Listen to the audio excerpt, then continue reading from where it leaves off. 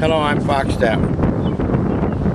This video began by a picture of a guy casting a fly rod. And on that picture I placed a caption that said, "Guide friction does not significantly reduce casting distance, but line belly does." Line bellies cause because there are too few of guides on your rod.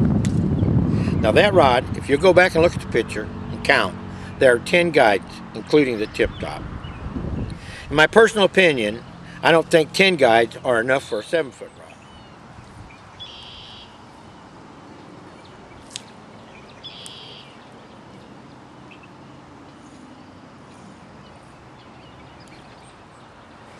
If you're fishing with a good rod, shooting is as easy. In fact, the rod wants to do it all by itself. All you got to do is come forward with the line, and the rod wants to shoot it.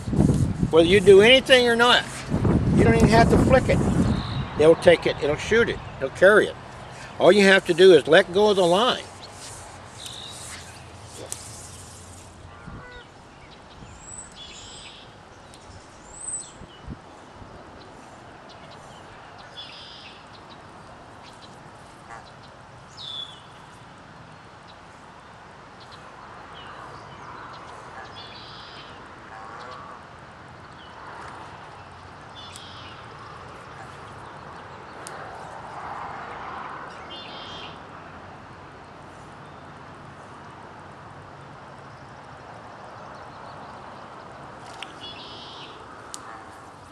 Now, believe it or not, guide distance is very, very critical.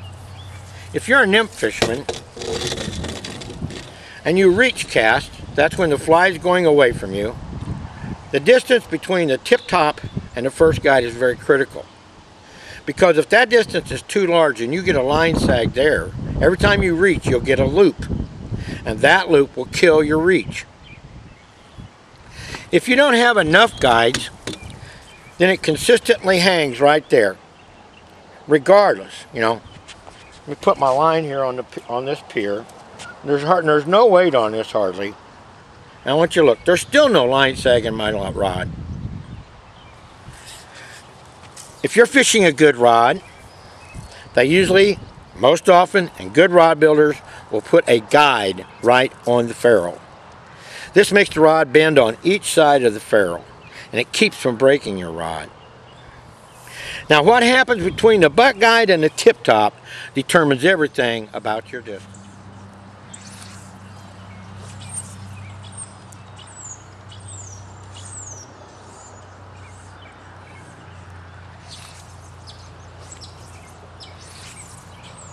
This rod here is a 9'6" 3-weight. I'm casting a Wolf triangular taper line, and I think the line is 2 years old. Been on this rod 2 years. It's not saying I don't fish a lot.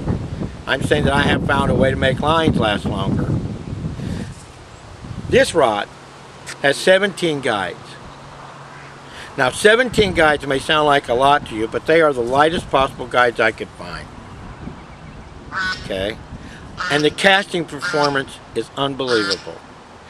This rod wants to shoot whether you do or not. All you have to do is let go of the line. It'll shoot.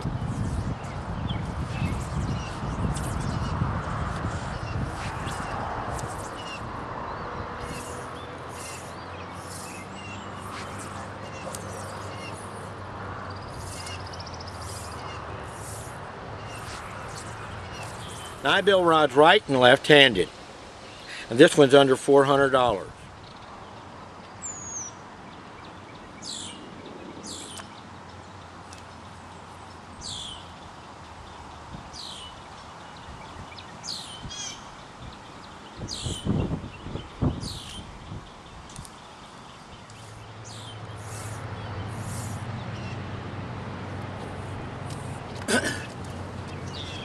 Please look, it's just about all the line, right?